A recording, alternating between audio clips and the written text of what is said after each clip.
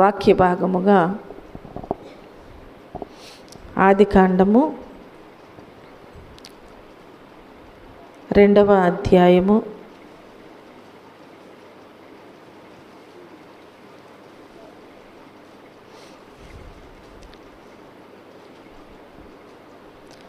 24వ వచన భాగాన్ని మనం జ్ఞాపకం చేసుకుందాం.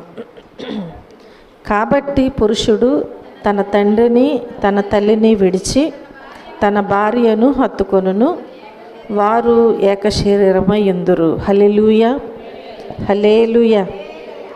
ఇక్కడ ఈరోజు అంశభాగముగా ఒక కుటుంబ వ్యవస్థ గురించి మనం ధ్యానం చేసుకుందాం.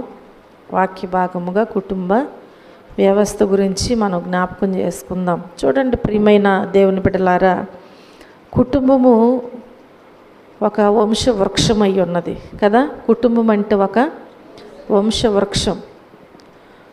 ఒక వంశవృక్షం అయితే కుటుంబము, వివాహం ఎలాంటిదంటే ఒక విత్తనము లాంటిది. వివాహం ఎలాంటిది? ఒక విత్తనము లాంటిది అయి ఉన్నది. కాబట్టి ఆ విత్తనము ఎంత నాణ్యమైనదై ఉంటే ఆ విత్తనాన్ని బట్టి ఆ వృక్షము అంత మంచి ఫలాలు ఫలిస్తూ ఉంటుంది. హల్లెలూయా. ఆ విత్తనము నాణ్యమైనదై ఉంటేనే ఆ వృక్షానికి మంచి ఫలాలు ఫలిస్తూ ఉంటాయి. కనుక వివాహము అనగా మనం జ్ఞాపకం చేసుకుంటే ఆధ్యాత్మిక శారీరక మరి సామీప్యాన్ని కలిగి ఉంటుంది. అదే ఇక్కడ ఈ వచ్చిన భాగంలో మనకి తెలియజేయబడుచున్నది. కాబట్టి పురుషుడు తన తండ్రిని తన తల్లిని విడిచి తన భార్యను హత్తుకొనును, వారు ఏక శరీరమై ఉందురు. హల్లెలూయా. కనుక ప్రియమైన దేవుని బిడ్డలారా, ఈ ఏకీకృతం కావడానికి ఉద్దేశించబడినదే ఈ వివాహ బంధమై ఉన్నదని నేను మీకు తెలియజేస్తున్నాను. చూడండి, వివాహానికి కొన్ని అర్హతలు కావాలి కదా. వివాహానికి కొన్ని అర్హతలు కావాలి. వివాహానికి కావలసినటువంటి అర్హతలు కొన్ని విషయాలు మనం జ్ఞాపకం చేసుకుందాం.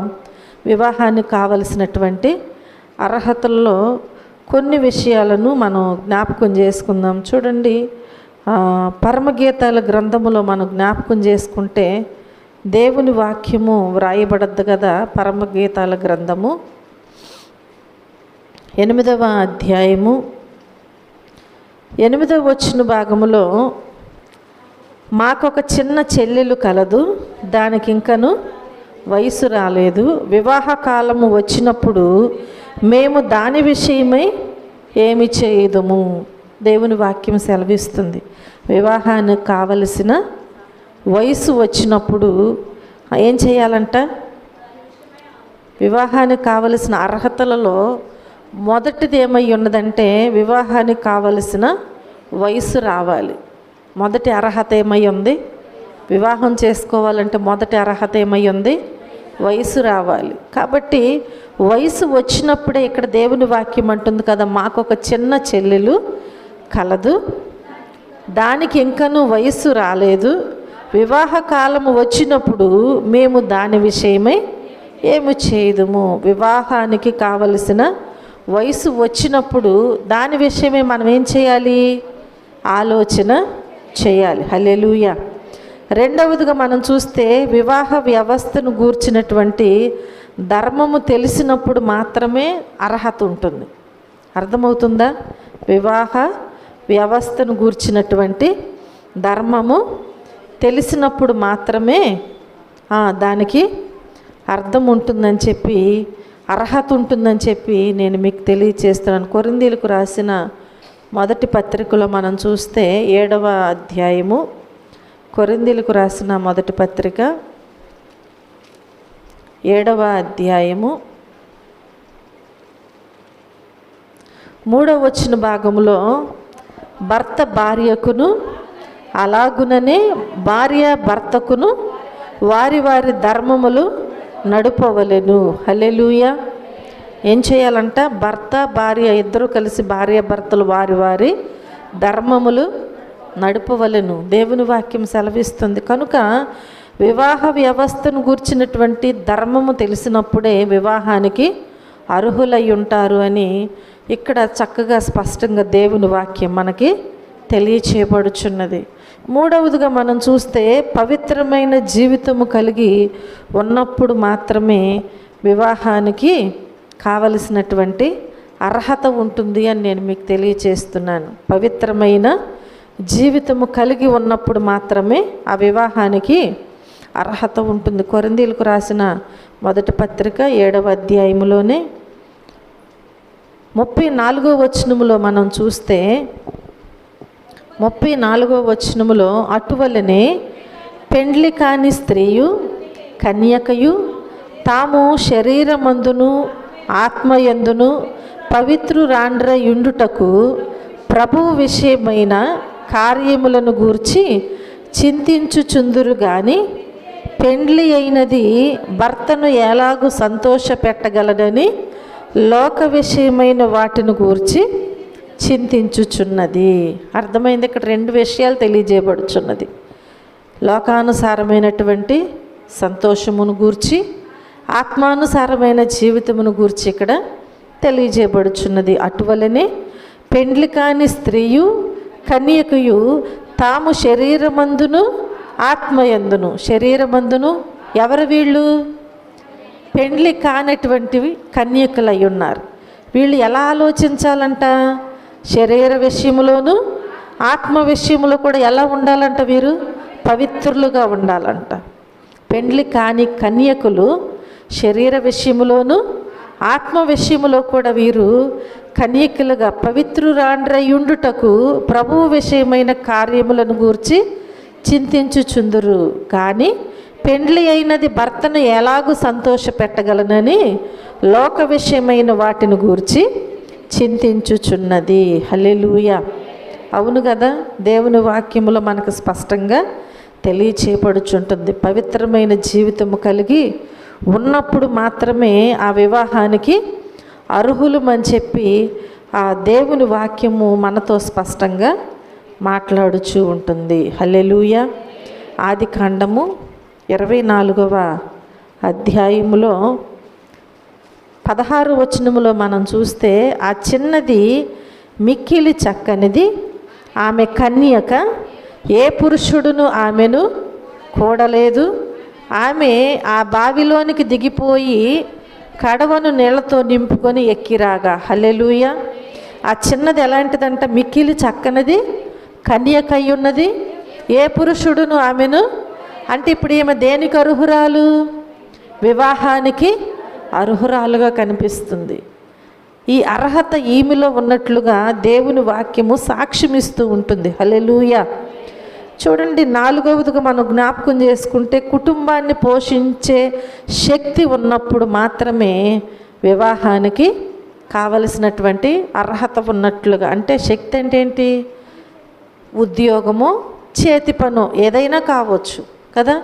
వివాహానికి కుటుంబాన్ని పోషించే శక్తి నీలో ఉన్నప్పుడు మాత్రమే నీవు అర్హుడివి, అర్హురాలివి అని చెప్పి దేవుని వాక్యం మనతో మాట్లాడుచూ ఉంటుంది. చూడండి, దేవుని వాక్య భాగములో ఎఫెసీయులకు వ్రాసిన పత్రికలో మనం జ్ఞాపకం చేసుకుంటే, ఎఫెసీయులకు రాసిన పత్రిక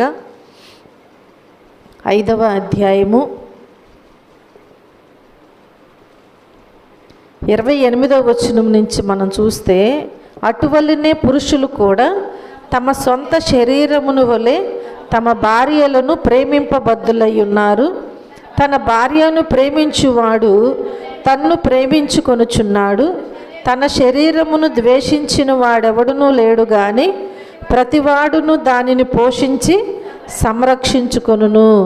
మనము క్రీస్తు శరీరమునకు అవయవములై ఉన్నాము గనుక అలాగే క్రీస్తు కూడా సంఘమును పోషించి సంరక్షించుచున్నాడు. ఈ హేతువు చేత పురుషుడు తన తండ్రిని తల్లిని విడిచి తన భార్యను హత్తుకొనును, వారిద్దరూ ఏక శరీరమగుదురు. హల్లెలూయా. ఏం చేయాలంట? తమ సొంత శరీరము వలె తమ భార్యలను కూడా ప్రేమించాలి. అలాగే తన భార్యను ప్రేమించువాడు తనను ప్రేమించుకొనుచున్నట్లే అలాగే తన శరీరమును ద్వేషించిన వాడు ఎవడును లేడు. ప్రతివాడు దానిని ఏం చేస్తాడంటే పోషించి సంరక్షించుకుంటాడు. కాబట్టి ఇప్పుడు ఆ వివాహానికి కావలసిన అర్హత ఎప్పుడు వస్తుంది అంటే కుటుంబాన్ని పోషించే శక్తి ఉన్నప్పుడు, అంటే తగిన సామర్థ్యత, ఉద్యోగము కానీ చేతి పని కానీ ఏదైనా ఒక పని ఉన్నప్పుడు మాత్రమే నీవు వివాహానికి అర్హుడివి. అంతేకాని ఏ పని చేయకుండా కదా, ఏ పని చేయకుండా కుటుంబ బాధ్యత తెలియకుండా ఉన్నటువంటి వారికి గబగబా ఏం చేస్తారు, పెళ్లి చేసేస్తారు. ఏ పని చేయరు, కుటుంబ బాధ్యత ఉండదు, భార్యను ఎలా ప్రేమించాలో తల్లిదండ్రులను ఎలా ప్రేమించాలో తెలియదు, తీసుకొచ్చి ఏదో ఒక విధంగా పెళ్లి చేసేస్తే మారతాడులే అనుకుంటారు. మారతారా? మారరు కదా. ఎవరికి బాధ, ఎవరు బాధపడుచున్నారంటే వివాహం చేసుకున్నటువంటి ఆ స్త్రీ బాధపడుతూ ఉంటుంది. కాబట్టి ప్రియమైన దేవుని బిడ్డలారా, దేవుని నమ్మినటువంటి మనము కావలసిన అర్హత ఎప్పుడు వస్తుంది, ఎలా వస్తుంది, ఇవన్నీ కూడా మనం ఏం చేయాలి, వాక్యానుసారముగా ఆలోచన చేసి ప్రార్థనాపూర్వకముగా ముందుకి సాగిపోవాలి. హల్లెలూయా, హల్లెలూయా. వివాహానికి కావలసిన అర్హతలు నేను ఎన్ని చెప్పాను? ఇప్పుడు 4 విషయాలు తెలియజేశాను. అలాగే అసలు వివాహం ఎందుకు చేసుకోవాలి, వివాహము ఎందుకు చేసుకోవాలి, వాక్య భాగాల్లో కొన్ని విషయాలను మనం జ్ఞాపకం చేసుకుందాం. చూడండి, వివాహం ఎందుకు చేసుకోవాలి అంటే నరుడు ఒంటరిగా ఉండటం మంచిది కాదు. కాబట్టి ఏం చేయాలి, వివాహం చేసుకోవాలి. దేవుని వాక్యములో ఉంది కదా, ఆదికాండములో ఎవరి గురించి మాట్లాడారు? ఇది ఆదాము గురించి. నరుడు ఒంటరిగా ఉండుట ఆదికాండము 2వ అధ్యాయము 18వ వచనములో ఈ విషయాలు మనకి తెలియచేయబడతాయి. నరుడు ఒంటరిగా ఉండుట మంచిది కాదు, కాబట్టి ఏం చేయాలన్నమాట, వివాహము చేసుకోవాలి. రెండవదిగా మనం చూస్తే సాటి అయిన సహాయము కొరకు వివాహం చేసుకోవాలి. సాటి అయిన సహాయము కొరకు వివాహం చేసుకోవాలి. దేవుని వాక్యములు అక్కడే ఉంది కదా, 18వ వచనములో సాటి అయిన సహాయము అవసరమంట. నరుడికి ఏమై ఉన్నది, సాటి అయిన సహాయము అవసరమై ఉన్నది. మూడవదిగా మనం చూస్తే దేవుని వాక్యములో నిందించుటకు విరోధికి అవకాశం ఇవ్వకుండా ఉండటం కొరకు వివాహం చేసుకోవాలి. అంటే విరోధి ఏం చేస్తాడు, అపవాది. మన విరోధి ఎవరండి, అపవాది, సాతాను. ఈ సాతాను నిందిస్తాడు కొన్ని విషయాలలో. ఏ విషయాల్లో నిందిస్తాడు చెప్పాలి, ఏ విషయాల్లో నిందిస్తాడు, మనం చేసే పొరపాట్లను బట్టి నువ్వు దేవుని బిడ్డవు కదా, ఇదేంటి అదేంటి అని నిందిస్తూ ఉంటాడు. అంటే వివాహం చేసుకోకుండా పొరపాట్లు తప్పిదములు చేస్తూ ఉన్నప్పుడు అపవాది ఏలెత్తి చూపిస్తూ ఉంటాడు, మన విరోధి చూపిస్తూ ఉంటాడు. వాడికి అవకాశం ఇవ్వకుండా ఉండటం కోసం ఏం చేయాలి, వివాహము చేసుకోవాలి. తిమోతిలకు రాసిన మొదటి పత్రికలో 5వ అధ్యాయము 14వ వచనములో చూస్తే, కాబట్టి యవన స్త్రీలు వివాహము చేసుకొని పిల్లలను కని గృహ పరిపాలన జరిగించుచు నిందించుటకు విరోధికి అవకాశం ఇవ్వకుండా వలెనని కోరుచున్నాను. హల్లెలూయా. ఎప్పుడు యవన కాలములో ఉన్నప్పుడు అపవాది నిందించటానికి అవకాశం ఇవ్వకుండా ఉండటం కోసము ఏం చేయాలంట, వివాహము చేసుకొని పిల్లల్ని కనాలి. హల్లెలూయా. వివాహం ఎందుకు చేసుకోవాలి, అపవాదికి విరోధికి అవకాశము ఇవ్వకుండా ఉండటం కోసం వివాహం చేసుకోవాలి. ఒకవేళ అలా చేసుకోకుండా నేను పెండ్లి చేసుకోను, నేను ఇలాగే ఉంటాను అని చెప్పి లోకానుసారముగా ఉంటే దానిని బట్టి ఏమంటారు, ఎందుకు ఇలా ఉండేది, కావాలంటే పెళ్లి చేసుకోవచ్చు కదా అంటారు. కాబట్టి పెండ్లి చేసుకోవటం మంచిది, కానీ చేసుకోనని చెప్పి తప్పు మార్గంలో జీవించటం అది మంచిది కానే కాదు. అప్పుడు అపవాదికి మనము చోటిచ్చిన వారం అవుతాం. హల్లెలూయా. అలాగే మనం జ్ఞాపకం చేసుకుంటే 4వదిగా చూస్తే దేవుని చిత్తము జరిగించుట కొరకు మనము వివాహం అనేది చేసుకోవాలి. ఎవరి చిత్తాన్ని, దేవుని చిత్తాన్ని జరిగించటం కోసం మనం వివాహము చేసుకోవాలి. దేవుని వాక్యములు ఇర్మియా గ్రంథము 29వ అధ్యాయము, ఇర్మియా గ్రంథము 29వ అధ్యాయము 6వ వచన భాగంలో మనకి తెలియచేయబడద్ది. చూడండి, పెండిండ్లు చేసుకుని కుమారులను కుమార్తెలను కనుడి. అక్కడ ఏమీయూ మీకు తక్కువ లేకుండా అభివృద్ధి పొందుటకై వారు కుమారులను కుమార్తెలను కనునట్లు మీ కుమారులకు పెండ్లిండ్లు చేయుడి, మీ కుమార్తెలకు పురుషులను సంపాదించుడి. హల్లెలూయా. ఇది ఎవరి చిత్తమై ఉన్నది? దేవుని చిత్తమై ఉన్నది. ఏం చేయాలంట? పెండ్లిండ్లు చేసుకుని కుమారులను కుమార్తెలను కనాలంట. ఇది దేవుని చిత్తము. కాబట్టి దేవుని వాక్యం అంటుంది కదా, అక్కడ ఏమీ మీకు తక్కువ లేకుండా అభివృద్ధి పొందుటకై వారు కుమారులను కుమార్తెలను కనునట్లు మీ కుమారులకు పెండ్లిండ్లు చేయుడి, మీ కుమార్తెలకు పురుషులను సంపాదించుడి. తగిన కాలం ముందు ఏం చేయాలి? ఇప్పుడు మన పిల్లలకి వివాహాలు చేయాలి. అది కూడా కొన్ని విషయాలు మనం చెప్పుకున్నాం కదా, తగిన అర్హతలు ఉండాలి.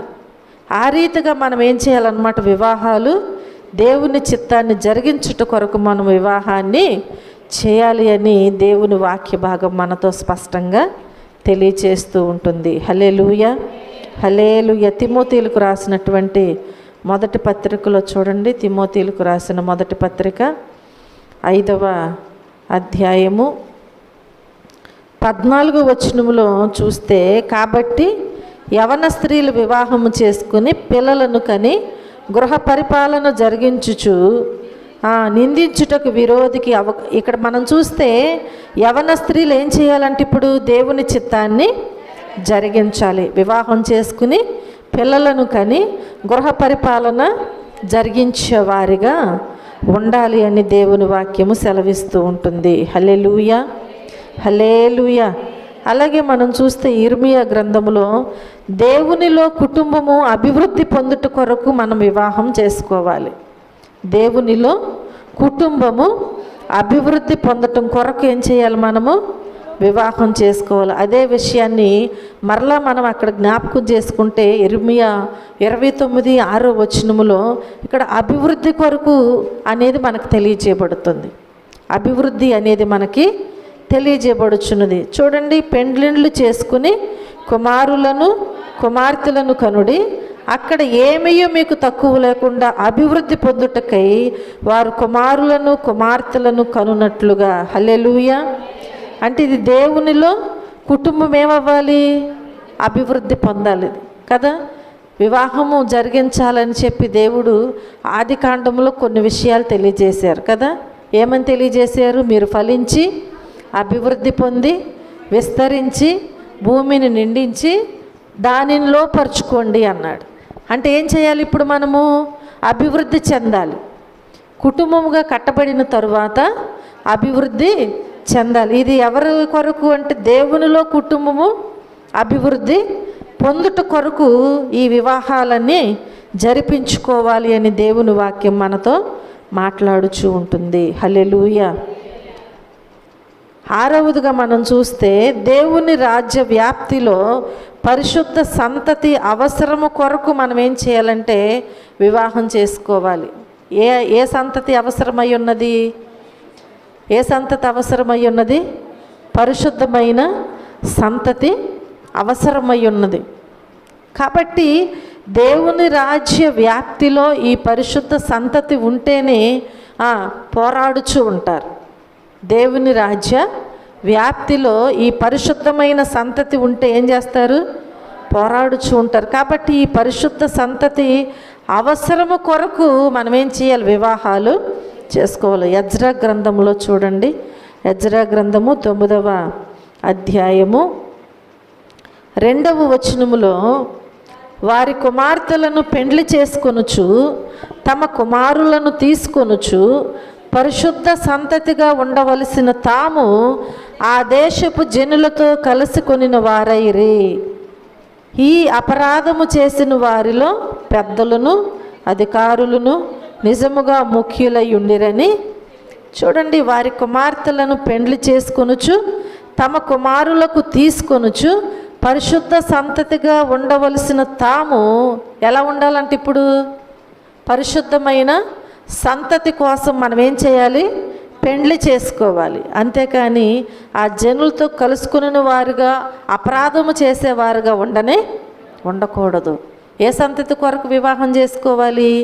పరిశుద్ధ సంతతి కొరకు. పరిశుద్ధ సంతతి ఎవరికి ఉద్భవిస్తారు కదా? పరిశుద్ధుడైనటువంటి దేవుడు. ఆయన తల్లి గర్భములో పాపముతో రూపించబడలేదు. మన ప్రభువైన యేసుక్రీస్తు పరిశుద్ధుడుగా తల్లి గర్భములో ఉద్భవించి ఉన్నారు. హల్లెలూయా, హల్లెలూయా.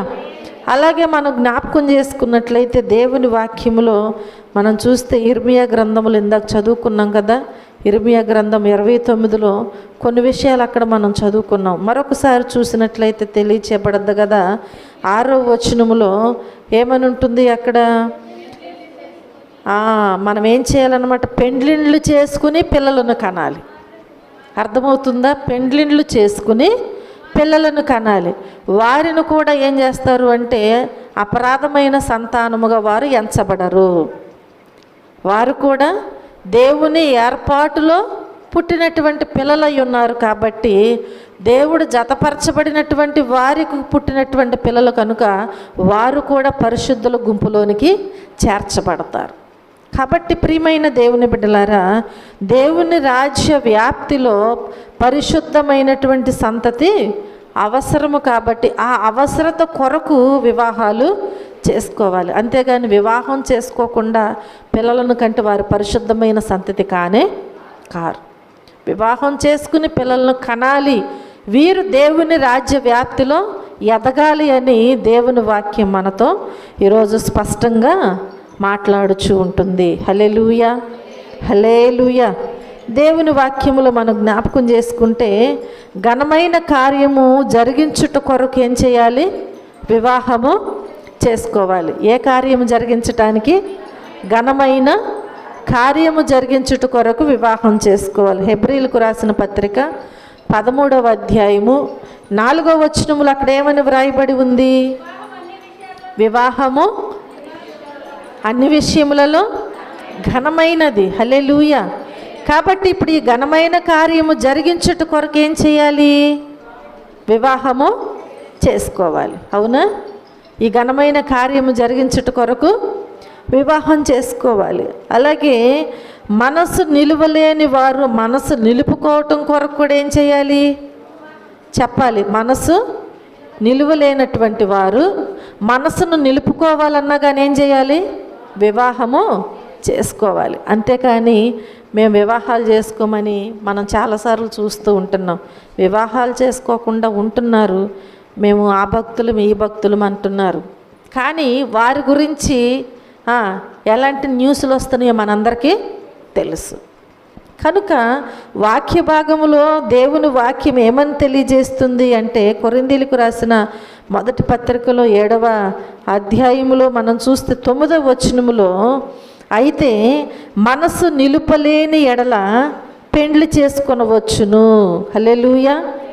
ఎప్పుడు చేసుకోవచ్చంట అంటే ఒకవేళ పెండ్లి చేసుకోకుండా నీవు నిబ్బరముగా ఉంటే మంచిదే.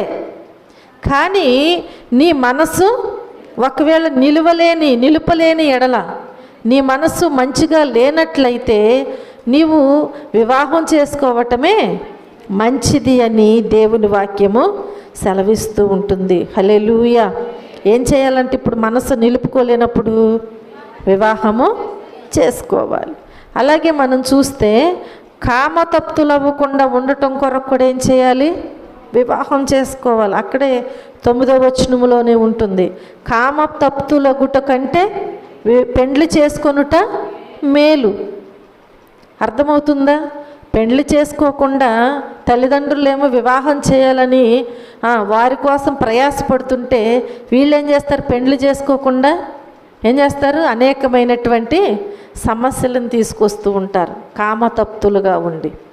కనుక ఎలా ఉండుట కంటేనంట ఎలా ఉంటే మంచిది? పెండ్లి చేసుకొనటమే మేలంట. వారికి మేలుకరమైనటువంటి మార్గము దేవుడు ఏర్పాటు చేశారు. హల్లెలూయా. అలాగే ఒకరినొకరు ఎడబాయకుండా ఉండటం కోసము పెండ్లి చేసుకోవాలి. ఆఖరిగా మనం చూస్తే ఒకరినొకరు ఎడబాయకుండా ఉండుట కొరకు పెండ్లి చేసుకోవాలి. 11వ వచనములో చూడండి, ఎడబాసిన ఎడల పెండ్లి చేసుకొనకుండవలెను, లేదా తన భర్తతో సమాధాన పడవలెను, మరియు భర్త తన భార్యను పరిత్యజింపకూడదు. అర్థమవుతుందా? ఎడబాసిన ఎడల పెండ్లి చేసుకొనకుండవలెను. నీకు ఒకవేళ ఇష్టం లేకపోతే పెండ్లి చేసుకోకుండా ఉండటమే మంచిది. చేసుకున్న తరువాతంట ఒకరికొకరు ఎడబాయకూడదు. ఎవరు వేరు చేస్తారంట? ఎవరు వేరు చేసేది? మరణము తప్ప భార్యని భర్తను ఎవరు కూడా వేరు చేయటానికి వీల్లేదు. కాబట్టి వారు ఒకరి ఎడల ఒకరు ఏం చేయాలి? ఎడబాయకుండా జీవించాలి. అలా జీవించుట కొరకు ఇప్పుడు ఏం చేయాలి? ఎడబాయకుండా ఉండటం కొరకు పెండ్లి చేసుకోవాలి, వివాహము చేసుకోవాలి. వివాహము ఎందుకు చేసుకోవాలనే విషయాలు కొన్ని విషయాలు నేను మీకు తెలియచేసి ఉన్నాను. ఎన్ని చెప్పాను?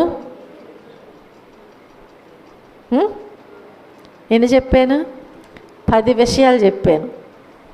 వివాహము ఎందుకు చేసుకోవాలనేది 10 విషయాలు తెలియజేశాను. అలాగే వివాహానికి కావలసిన అర్హతలు 4 విషయాలు తెలియజేశాను. ఇవన్నీ కూడా మనకు చాలా ఇంపార్టెంట్ అయినవి.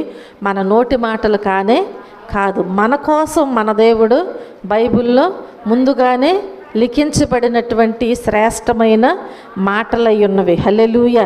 అంటే మనం అజ్ఞానుల వలె ముందుకు వెళ్ళిపోతూ ఉంటాం ప్రతి విషయంలో. కాబట్టి అలా ఉండవద్దు. వివాహం అంటే ఒక కుటుంబ వ్యవస్థ అంటే నేను మీకు ముందే చెప్పాను. కుటుంబము ఒక వ్యవస్థ అంటే అది ఎలాంటిది? కుటుంబం అంటే ఒక వంశ వృక్షమై ఉన్నది. అది వంశ వృక్షమై ఉన్నది. కాబట్టి వివాహం ఎలాంటిదంటే ఒక విత్తనము లాంటిది. వివాహం ఎలాంటిది? ఒక విత్తనము లాంటిది. కాబట్టి ఈ విత్తనము ఎంత నాణ్యమైనది అయితే అప్పుడేం ఫలాలు ఇస్తుంది? వృక్షము అంత మంచి ఫలాలు ఫలిస్తూ ఉంటుంది. వృక్షము నుంచి మంచి ఫలాలు రావాలంటే ఏది నాణ్యంగా ఉండాలి? విత్తనము నాణ్యంగా ఉండాలి. హల్లెలూయా. చవకగా వస్తున్నాయి అని చెప్పి ఏదో ఒక విత్తనాలు తెచ్చి కష్టపడి అది సేద్యపరిచి కదా చవకగా వచ్చి నేను తీసుకొచ్చి చల్లి మరలా దానికి కావలసిన ఎరువులు వేసి నీరు పెట్టి కష్టపడతాం. కానీ మొలకలు వస్తాయా? మంచి ఫలాలు వస్తాయా? ఎందుకని? విత్తనములో నాణ్యత లేదు కాబట్టి ఎప్పుడైనా సరే ప్రార్థనాపూర్వకంగా మనం ఏం చేయాలి? ఆ విత్తనాన్ని ఏర్పాటు చేసుకోవాలి. హల్లెలూయా. అట్టి జ్ఞానము, అట్టి కృపాభాగ్యము దేవుడు మనందరికీ దయచేయునుగాక. ఆమేన్.